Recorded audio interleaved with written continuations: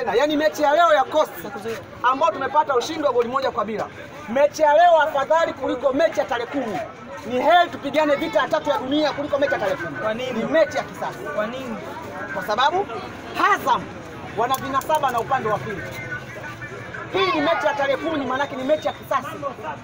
Kisasi ni haki. Ni lazima Azam tumfunge ili tuweze kuwa nani kwa mabingwa likuta za sababu tumebakisha mechi 6. Tukimfunga Azam unabakia maana yake tunapiga tu.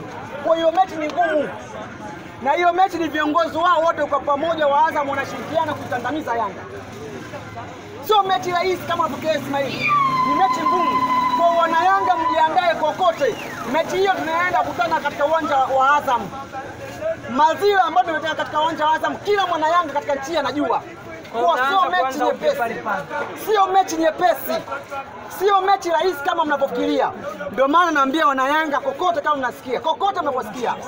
Maandalizi ya mechi tarehe 10 yaanze leo. Tarehe 10 yaanze Leo.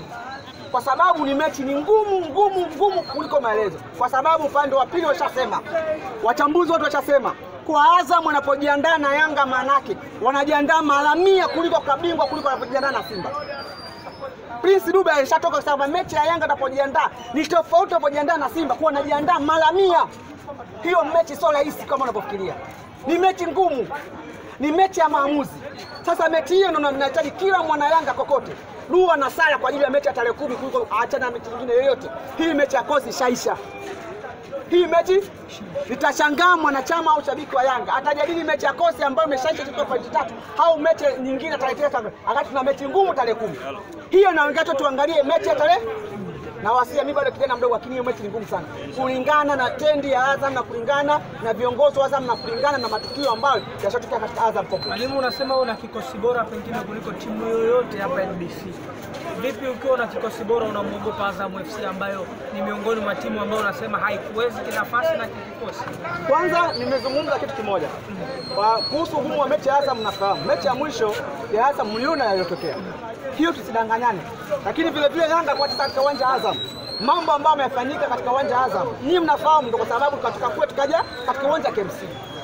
Hapo tunazungumza ukiacha on the pitch katika uwanja. Mazingira je yanashawishi mechi kwa bora? Unanielewa sijui? Na hao wachambuzi wanaposema na hao wachezaji wanaposema maandalizi yanapokuwa zaidi ya mara 100, je mechi itakuwa ni rahisi?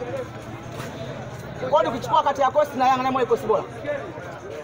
Si mechi imekuwa ngumu na yeye sijuzi ni pia simu kukwambia hii mechi ni ngumu zaidi kuliko mechi ambayo unafikiria. Haijawa ngumu.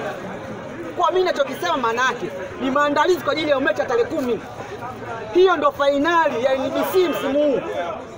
Hiyo ndio mechi inahitaji maamuzi, inahitaji pointi 3. Kwa mwana Yanga yoyote nitamshangaa akianza kujadili mechi nyingine akiacha mechi ya tarehe 10. Kwa dua na sala wana Yanga na Watanzania kwa ujumla mechi ya tarehe Kariakoo ndio.